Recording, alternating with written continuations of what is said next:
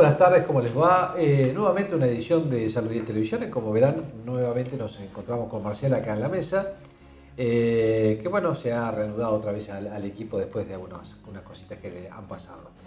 Y además estamos contentos porque con Marcela somos de la misma promoción y hemos festejado hace poco, bueno, unos cuantos años de habernos recibido en el secundario. 40, lo vamos a decir para que 40 vean. años, parece mentira. Así que tuvimos un reencuentro muy lindo con algunos de los colegios que hemos hecho la promoción durante ese año. Nosotros éramos todas mujeres porque éramos de Inmaculada y él eran todos varones porque eran de Sagrada Familia. De Sagrada Así Familia, que hace años que nos juntamos para Así que tuvimos una velada muy linda y muy divertida, realmente más divertida, sobre todo muy divertida. Muy divertida, lo bueno, pasamos bien. Vamos a los temas de hoy. Bien, tuvimos la visita del doctor Darío Pérez Alé con un tema de la detección de sangre oculta en materia fecal. Esto de lo que él explica de los estudios que se hacen, pero frente a las campañas que ha habido de prevención, mucha gente va a hacer el estudio y después no se llevan el estudio al médico y a veces dan positivos y no significa rigurosamente que sea una patología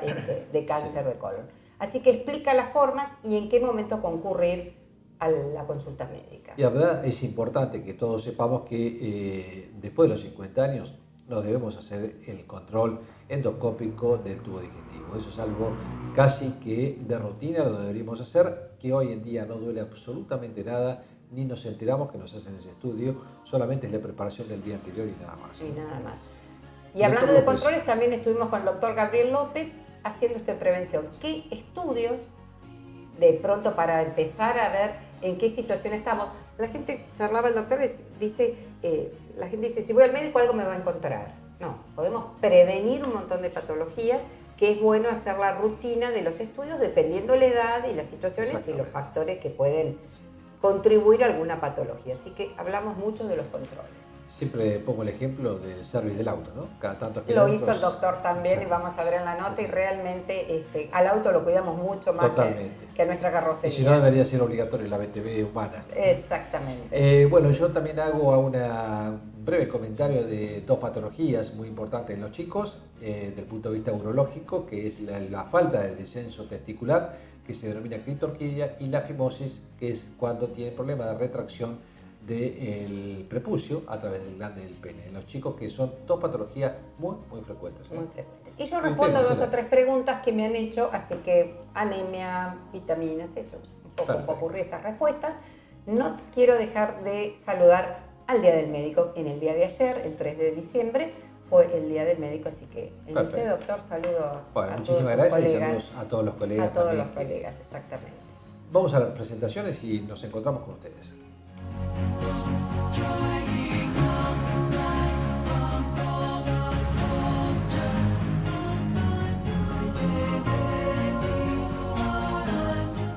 Bien, nuevamente con el doctor Darío Pérez Alé, a quien agradecemos mucho, nuestro gastroenterólogo de cabecera. Un tema que charlábamos de la importancia y el conocer para qué se utiliza, que son los test de sangre oculta en materia fecal. Darío, contanos y cómo educarnos frente a este tema. Bueno, Marcela, ¿cómo te va? Un gusto estar nuevamente con ustedes. La propuesta de hablar algo de los test de sangre oculta en materia fecal un poco radica en la alta frecuencia de consultas de pacientes preocupados que en un test de control, un test de screening, le viene un sangre oculta positivo en materia fecal. Si bien es cierto que hay programas nacionales que facilitan el acceso a este test, que tiene como principal objetivo la detección precoz del cáncer de colon o lesiones precursoras como pueden ser los pólipos, todavía no hay una información previa a que se haga el test para de repente cómo interpretar los datos. Porque ya el paciente por sí mismo puede concurrir a un laboratorio y hacerse el test y después se encuentra con el resultado en la mano y ¿no necesita la orden ni nada? No, porque hay programas, creo, Idioma, por ejemplo, creo que va y ya siendo afiliado ya puede hacerse el test en el laboratorio. ¿Sangre? En materia fecal. En materia fecal. En materia fecal, correcto. Quiero decir, tienen que llevar la muestra. Claro, el laboratorio le da los frasquitos y todo, le indica cómo tomar la recolección y lo remite al laboratorio. Bien. Obviamente después con los resultados el paciente concurre al médico. La gran mayoría obviamente que está prescripto por el médico, pero a lo que apuntaba es que está ampliamente difundido su uso, lo cual está bueno, pero de repente no está la contención frente a los resultados hallados. Históricamente, los test de sangre oculta en materia fecal, si bien ahora han desarrollado todo el apogeo por lo que te comentaba, no son nuevos. Tienen añares, sobre todo los precursores que son los no específicos, los que no detectan la hemoglobina, como el de Guayacol, hace años que son usados para justamente también la pesquisa del cáncer colorectal, como también investigación de anemias. Someramente podemos dividir a estos test de sangre oculta en materia fecal en dos tipos de estudio. Uno de ellos es el test de Guayaco, que es el que yo te comentaba que hace años que está en el mercado, que tiene la particularidad de detectar la presencia de sangre en materia fecal, pero también puede reaccionar frente a otros alimentos, verduras, medicamentos, lo cual no es específico. Por eso que cuando se indica este tipo de test, se le da al paciente una dieta estricta en cuanto a no consumir determinadas carnes, no consumir... Esa dieta blanca. Que exactamente, brócolis, o no cepillarse los dientes, o no tomar determinados medicamentos como aspirinas y antiinflamatorios para no generar falsos positivos. Después se han desarrollado otros métodos, como son los métodos inmunológicos. El método inmunológico tiene por característica que reacciona solamente frente a la presencia de sangre humana en materia fecal. Entonces no es necesario de repente hacer la dieta ni las preparaciones tan exhaustivas como eran anteriormente. Respecto a los usos, como te comentaba, hay dos grandes usos. El mayor apogeo y desarrollo es para la investigación y prevención del cáncer colorectal. Pero también puede llegar a estudiarse los test de sangre oculta en materia fecal como parte del protocolo de estudios de anemia. ¿Qué hacer frente a un test de sangre oculta en materia fecal? Bueno, hay que tomar en cuenta si el paciente está anémico o no, porque no es lo mismo de repente un paciente que cursa con una anemia ferropénica, con un test de sangre oculta positivo, si tiene síntomas o no, antecedentes familiares de cáncer de colon en la familia o presencia de pólipos en la familia. Generalmente este tipo de test se pide en personas mayores de 50 años o si hay antecedentes familiares o síntomas que ameriten, se hace tal vez más precozmente, a los 40 años.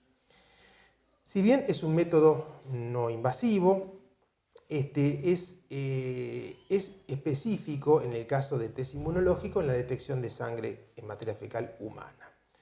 El 100% de los casos no detecta lesiones porque puede haber una lesión que sangre un día, otro no. Por eso generalmente se hacen 3 tipos de recolecciones, 3 tomas para aumentar, digamos, la chance diagnóstica. Exacto.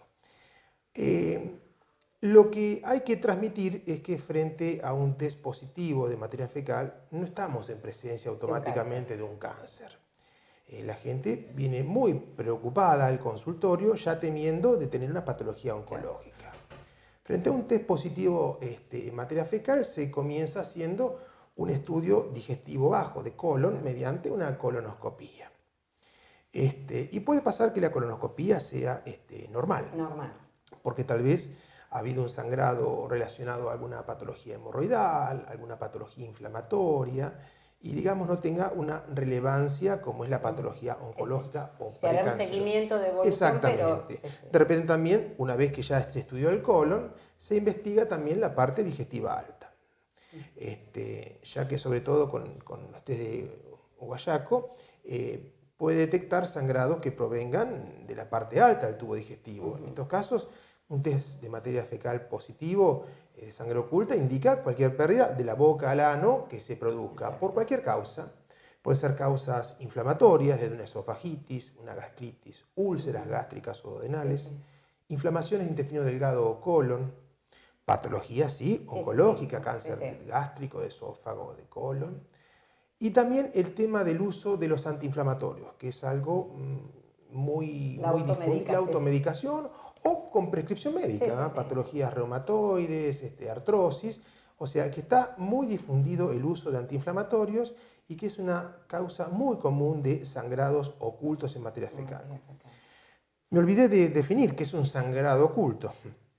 Se define como sangrado oculto la pérdida de sangre en materia fecal que el ojo humano no lo percibe, o sea, no es ni sangre roja, ni coágulos, ni tampoco sangre digerida o sangre negra, exactamente. Que eso ya orienta a un sangrado activo, digamos, y de mayor volumen. Generalmente la sangre oculta detecta pequeñas pérdidas que pueden ser crónicas en materia fecal.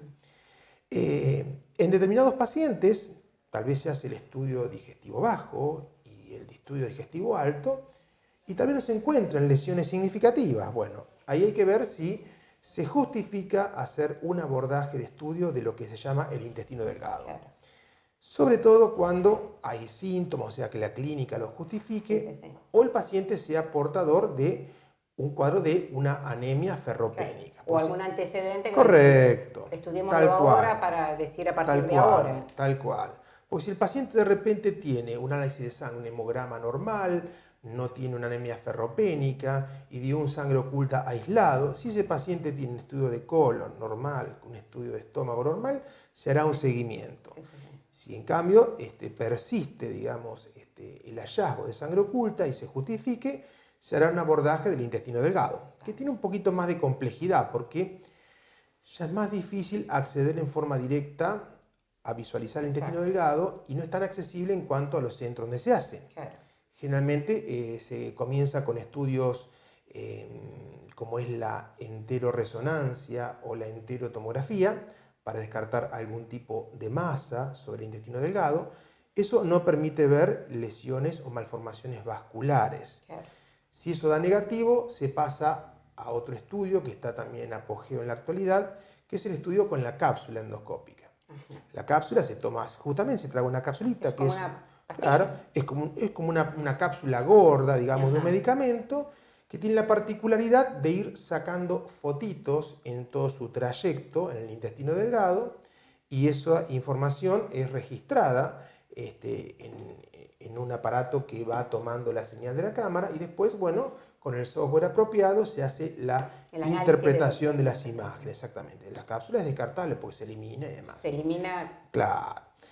Como precaución, como te decía, previamente se sugiere hacer algún estudio de intestino delgado por resonancia o tomografía para descartar que no haya ninguna patología obstructiva. Y que la cápsula claro, que la cápsula quede atorada. Exacto, claro. Y se convierte en algo quirúrgico. Claro, porque eso no lo podemos exactamente. Eso, o sea, obviamente, eso que está en Capital, ¿se están haciendo en Capital? Sí, ya está bastante difundido. Se puede hacer en Capital Federal, se hace en La Plata, en Mar del Plata.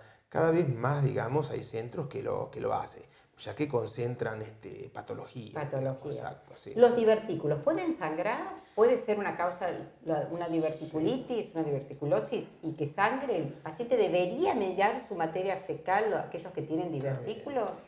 Los pacientes con patología diverticular pueden tener distintos tipos de manifestaciones sintomáticas, desde dolores, sin entrar en una diverticulitis propiamente dicha, la diverticulitis aguda, que va en distintos grados en cuanto a la severidad, algunas requieren hasta internación, o los sangrados diverticulares. No es que suele ser progresivo. Generalmente las diverticulitis no suelen sangrar y los sangrados no suelen asociarse con inflamaciones diverticulares. Es muy buena tu pregunta porque muchas personas piensan que el sangre oculta puede ser por los divertículos. Exacto, a eso iba. En términos generales, los sangrados diverticulares son sangrados arteriales. O sea, el divertículo cuando sangra da un sangrado macroscópico, un sangrado importante, en el cual el paciente tiene un despeño de sangre roja con coágulos y que es más requiere ser monitorizado en el ámbito de la internación. Tal vez una diverticulitis pueda llegar a dar algún sangrado oculto, pero en ese contexto está la sintomatología clínica que nos podría estar orientando. Claro, porque mucha gente hoy Mucha gente tiene divertículos, de hallazgos Correcto, en estudios. sí, por supuesto. Nos enteramos que tenemos divertículos y quizás nunca tenemos una... Pero esto es importante como para hacer un puntapié de no me quedo con mi divertículo y que puede ser una materia de estudio. Sí. Bueno, realmente interesante y por supuesto frente a lo positivo recurrir al médico y tratar de evacuar todas las dudas y no estar pensando... Correcto, y no asustarse. No asustarse, porque por ahí es una manera de... Gracias Darío por estar con nosotros. Muchas gracias a vos, seguramente Marcela. estaremos en un próximo programa. Un gusto, Seguimos gracias. en Salud 10.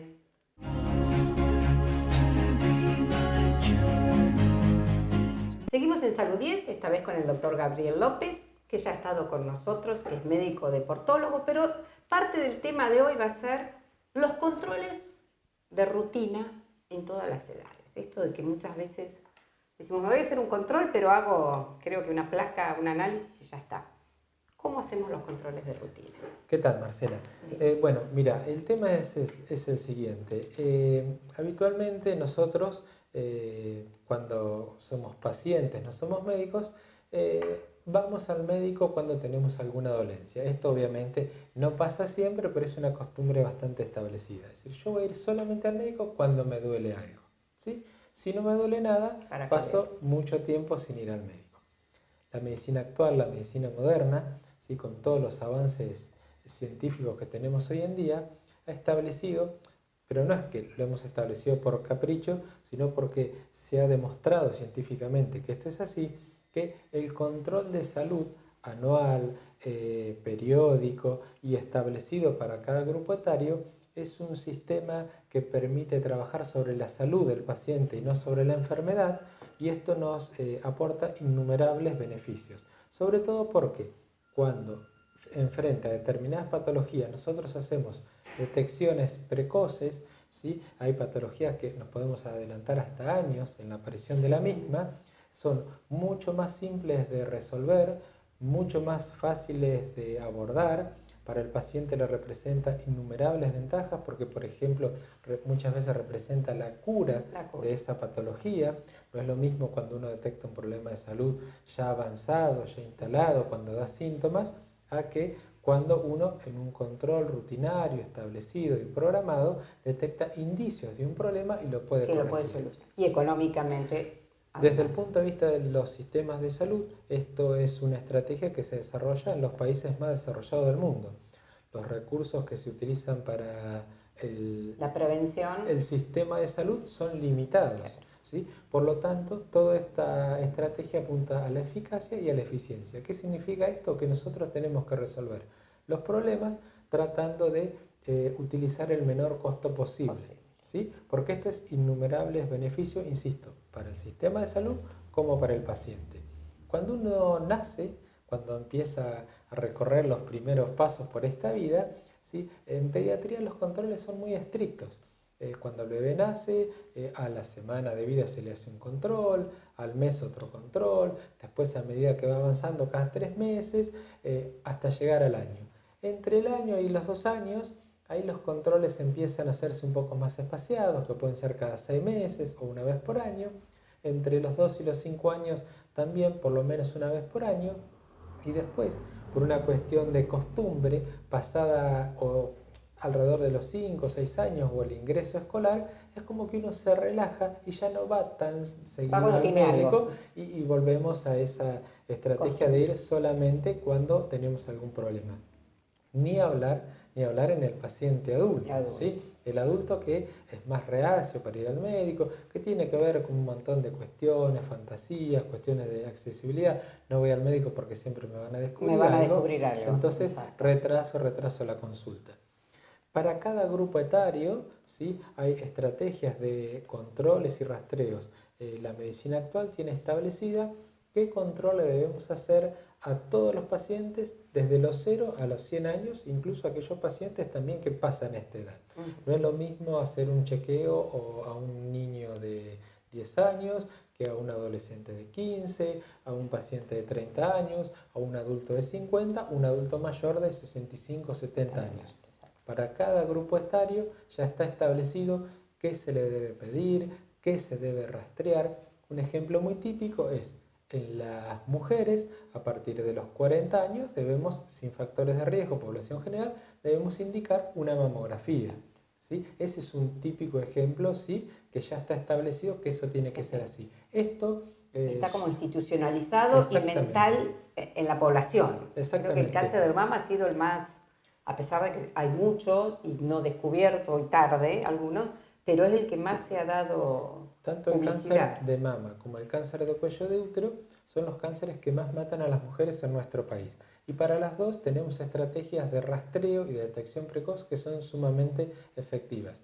Para el cáncer de cuello, el PAP, ¿sí? Que se empieza a realizar a partir de del momento que la paciente inicia sus relaciones sexuales, una vez por año, por lo menos hasta los 75 años, y en el caso del cáncer de mama, a partir de los 40 años, insisto, población general sin factores de riesgo. Porque si nuestra paciente tiene factores de riesgo, por ejemplo, familiar de primer grado con antecedentes de cáncer de mama, en ese caso vamos a hacer el rastreo tiempo antes. ¿Sí? De acuerdo a las circunstancias que implique a cada paciente. En el caso de los hombres, por ejemplo, a partir de los 50 años empezamos el rastreo de, por ejemplo, las enfermedades de la próstata, enfermedad de colon, ¿sí? Porque el cáncer de colon es otro tipo de neoplasia que afecta muy frecuentemente a la población y es a partir de los 50 años. Para cada tipo de, digamos, de población tenemos, insisto, científicamente demostrado, una estrategia, ¿sí? Que va a indicar qué hay que hacerle a cada paciente. Por lo tanto, la importancia del control habitual. Esto al paciente le va a llevar muy poco tiempo, porque generalmente es una vez por año, una consulta que no le va a llevar más allá de media hora, ¿sí? Y realmente con el interrogatorio, el examen clínico, uno ya detecta una serie de indicios que lo van a hacer pensar en determinadas patologías o no, y va a pedir seguramente, de acuerdo al tipo de paciente que tengamos enfrente, algún examen complementario que va a confirmar la sospecha diagnóstica que tenemos, ¿sí? Y de esa manera vamos a aumentar la eficacia, ¿sí? Que tiene que ver con esta cuestión de los costos que vos me mencionabas hoy, porque muchas veces uno va y dice, doctor, yo vengo a que me haga tal cosa, y en realidad por ahí no está tan indicado en ese momento y necesitamos otra cosa. Bien. A un adulto, supongamos que puede ser nuestros televidentes, el control al año, ¿qué? Básicamente le vamos a controlar un examen físico que lo pesamos, lo medimos el perímetro abdominal, le tomamos la presión, ¿sí? No olvidarnos de ese pequeño detalle, ¿sí? Hacemos un pequeño interrogatorio sobre antecedentes personales, antecedentes familiares y seguramente vamos a prescribir, por ejemplo, medir colesterol, medir glucemia, ¿sí?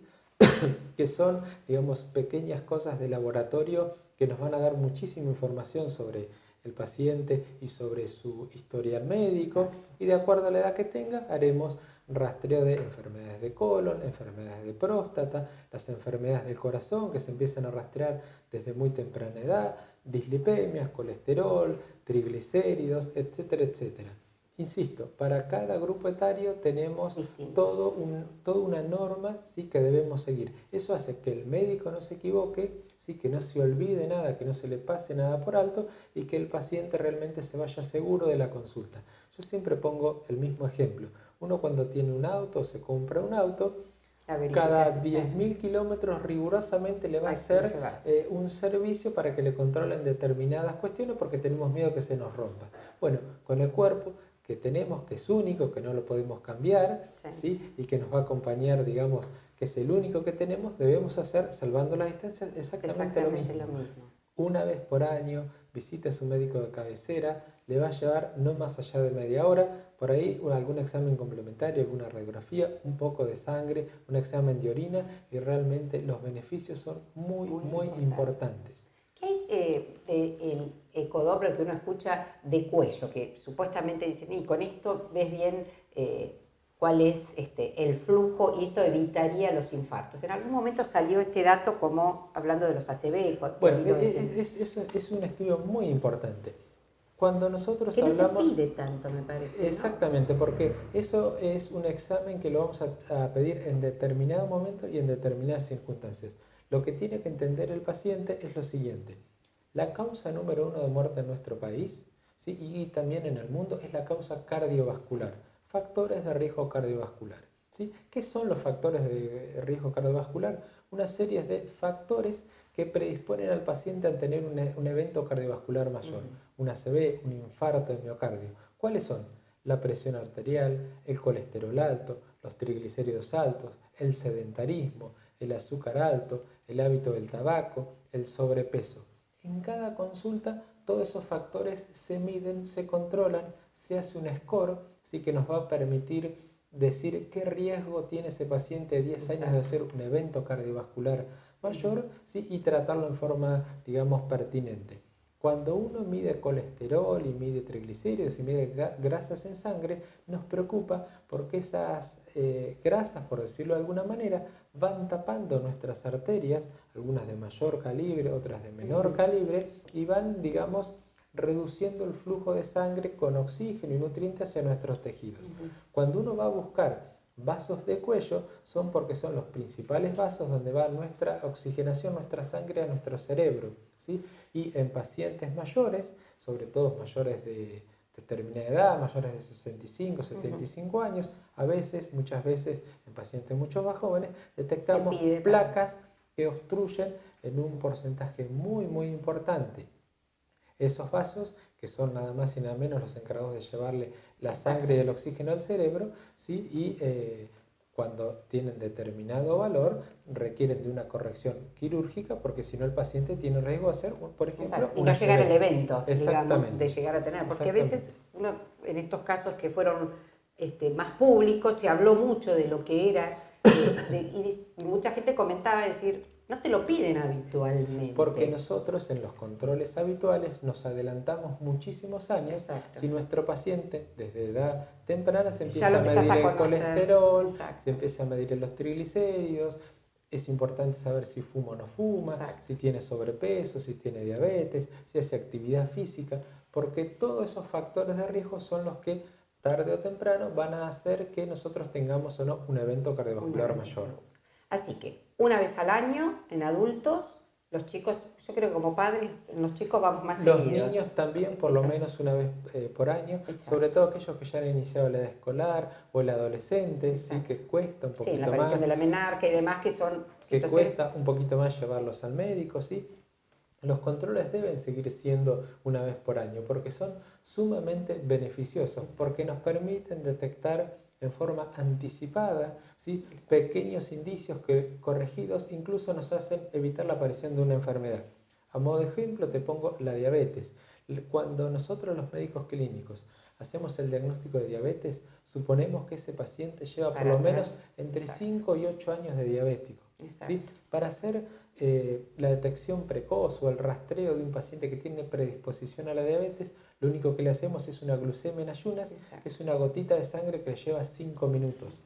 Sobre todo aquellos pacientes que tienen familiares, ¿sí? Con esta patología. O estos factores de riesgo. O factores de riesgo. Claro, que ya uno sospecha o puede hacer este síndrome metabólico. Esto es válido para un montón de ¿Y cuánto patologías evitaríamos con y pacientes que realmente, insisto, es más barato, es más fácil de resolver, y cuando me refiero a más barato no solamente me refiero en costos económicos, sino también en costos de salud, ¿sí? Porque muchas veces cuando el paciente nos consulta y tiene un problema ya instalado, la verdad que hay veces que lo podemos resolver, pero hay veces que no. La secuela queda. Exactamente. Así que bueno, en este programa que hablamos siempre de prevención, esto tiene que ver con la prevención. Una vez al año, no tener miedo. Los médicos no buscan la patología. La patología si la tiene el paciente. El médico la descubre, pero no la inventa. Entonces, hagamos prevención y evitamos muchos de los problemas que después nos cuestan volver. Gracias, Gabriel, por estar con nosotros y seguimos en Salud 10.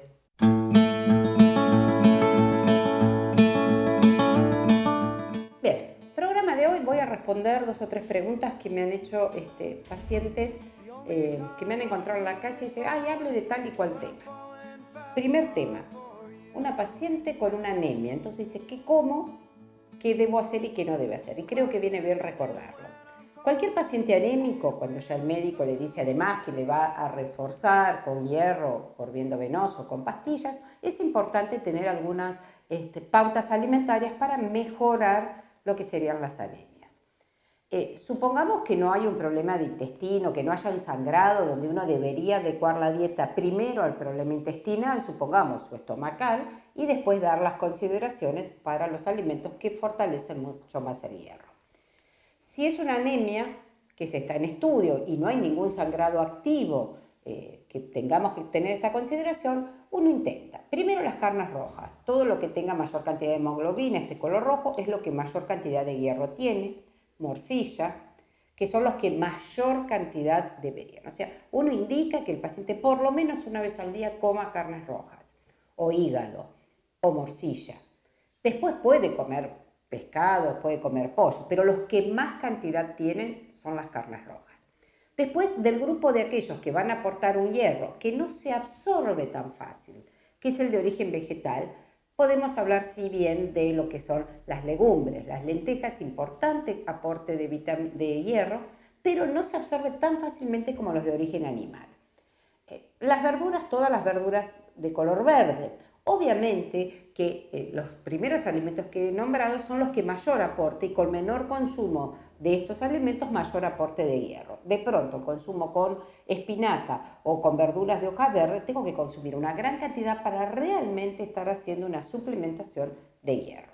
Con respecto a los lácteos, las leches no tienen hierro, sí vienen fortificadas, son las cajas marrones, es una buena opción el utilizarla. Avellanas, almendras, una alimentación variada con 2 o 3 tips. Nunca que estés consumiendo hierro en la comida que esté consumiendo, debo acompañar con productos de origen vegetal, o sea, productos con harinas integrales. Nada de pan de salvado ni galletitas de salvado. En esa comida, no es que nunca más en el día pueden comer salvado. En esa comida, ya que los fitatos que tienen las harinas integrales inhiben la absorción de hierro. Evitar el consumo de infusiones que tengan teína. Entonces, nunca más puedo tomar té, no tome un té después de haber terminado de almorzar, supongamos un bife. Eso es lo que evito. ¿Qué favorezco la absorción? Con vitamina C principalmente. Kiwi, tomate, frutillas, todo lo que tenga naranja, mandarina, todo lo que tenga la mayor cantidad de vitamina C, que lo que tengo que hacerlo es abrirlo, el tomate, cortarlo automáticamente en el momento que lo voy a comer, las frutillas las preparo en ese momento, la naranja o la mandarina también la corto en el momento que lo voy a comer, porque si no la vitamina C se oxida. O sea, no taninos, no fibras integrales, sí vitamina C, que va a favorecer la absorción. ¿Sí? Tema anemia. Otro de los temas que me habían preguntado es, ¿qué pasa con los quesos? Esta gran variedad, la gente cada vez va a las heladeras de los supermercados y ve una gran variedad de quesos. Quesos descremados, sin sal, existen, ¿sí? Porque mucha gente dice, no sabía que había. Sí, los quesos sin sal existen. No quieren decir que no tengan sal, no tienen sal agregada. Y hay solamente hasta un determinado nivel que es un queso de una pasta semidura. No hablemos de un queso de rallar sin sal, no existe. Hasta un queso tipo mantecoso, un queso de postre, puede tener sin sal agregada. Y además son descremados.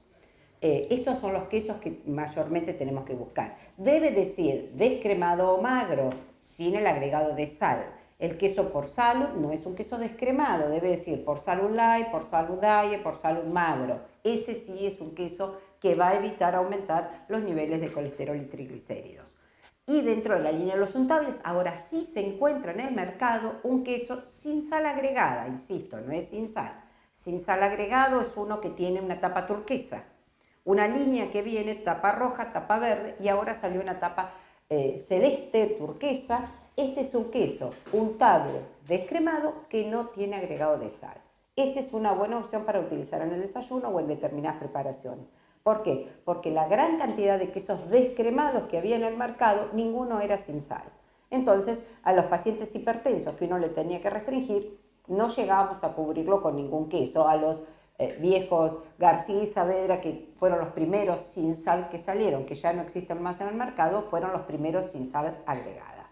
Entonces, esa es la segunda pregunta que quería responder. Y cortito, la tercera, ¿qué pasa cuando existen los divertículos? Lo hemos charlado en varias oportunidades. Cuando existen los divertículos y el divertículo está tranquilo, como les digo yo, no estamos en un cuadro de abdomen agudo que se haya estimulado, la alimentación debe ser con fibra, debe consumir mucha cantidad de líquidos si va a consumir fibra, si no, no la consuma, el salvado, avena, cualquiera de ellos, gran cantidad de fibra, gran cantidad de consumo de verduras, evitando aquellos que pueden lesionar el divertículo, semillitas, ollejos muy duros. Esa es la precaución que tenemos que asumir, pero gran cantidad de verduras, de frutas y por supuesto es fundamental que frente al consumo de las harinas integrales exista el consumo de sal. ¿Sí? Espero haber respondido estas 3 consignas. Me quedan un montón de preguntas, así que en varios programas vamos a ir respondiendo las preguntas de ustedes, que creo que a veces cubro una expectativa mayor. Seguimos en Salud 10.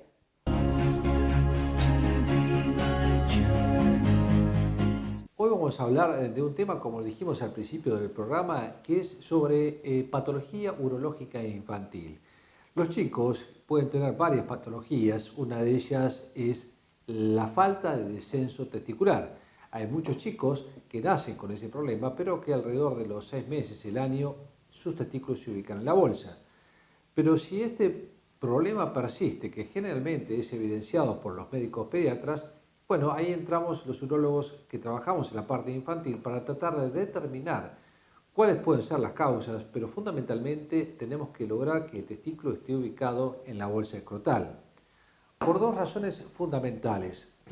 Todo el mundo piensa, bueno, no es por un tema estético para el día de mañana, sino fundamentalmente porque ese chico, si sus testículos están durante muchísimo tiempo adentro de la cavidad abdominal y no a nivel del escroto, puede producir alteraciones de esterilidad en el futuro. Por eso que es muy importante que los chicos antes de la edad escolar, alrededor de los 2, 3, 4 años, tengan resuelto este problema.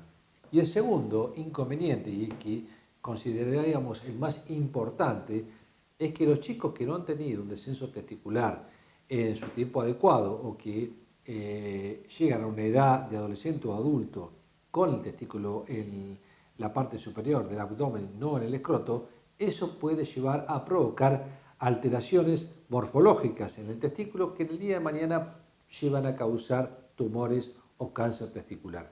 Por eso que es tan importante el niño cuando tenga 1, 2, 3 años que el pediatra lo controle, que evalúe cómo están sus testículos en las bolsas y que si esto no se ha logrado, bueno, consultar al especialista para tratar de ver si a través de un tratamiento médico que se realiza con estímulo hormonal estos testículos pueden descender y en caso contrario debe realizarse una cirugía, que es una cirugía que generalmente en el mismo día el niño se va a su casa y logramos que el testículo esté ubicado en la bolsa, que es fundamental.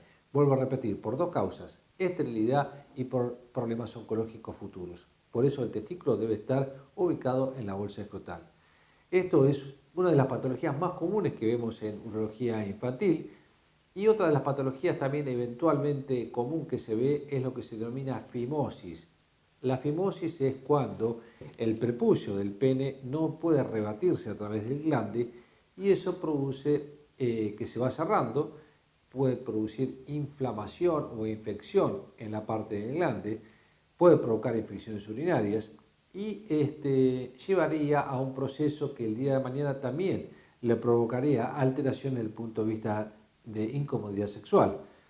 Hoy eso se soluciona a través de algunos masajes o de algunas cremas que se pueden llegar a colocar y de ser necesario también se lleva a cabo una cirugía que es una circuncisión, lo cual el día de mañana para el niño va a ser mucho más satisfactorio sexualmente y además mucho más higiénico. Estas 2 patologías son, le diría, muy frecuentes, muy habituales y de una resolución muy eficaz y rápida, pero hay que llevarla a cabo bajo el control también del médico pediatra, que es el que generalmente lo va a ver en sus inicios. Triptorquidia, que es la falta del descenso testicular, y fimosis, que es la falta de la retracción del cuerito del pene. Son patologías que también los padres muchas veces cuando lo están cambiando lo pueden llegar a evidenciar y consultarlo con su pediatra. Esto fue un poco de las 2 patologías más frecuentes que tenemos en urología infantil, junto con la enuresis, que ya lo tratamos en algunas otras oportunidades, y después ya tenemos algunas otras patologías que son un poco más complicadas y por suerte más raras. Continuamos con Salud 10.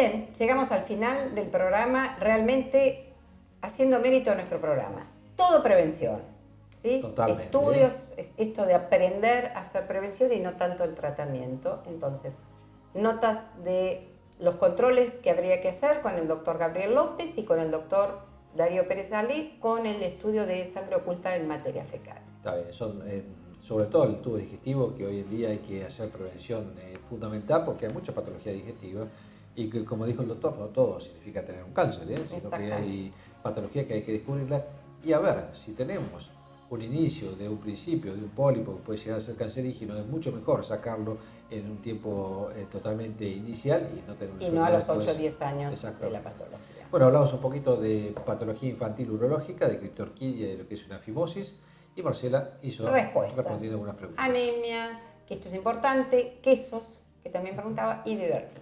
Está bien, y saludamos nuevamente a todos los colegas en el Día del Médico, que fue el día 3 de diciembre. Bien. Así que muchísimas gracias por acompañarnos y Marcela. Un gusto ver nuevamente en el programa, así que en 7 días nos vemos nuevamente. Gracias.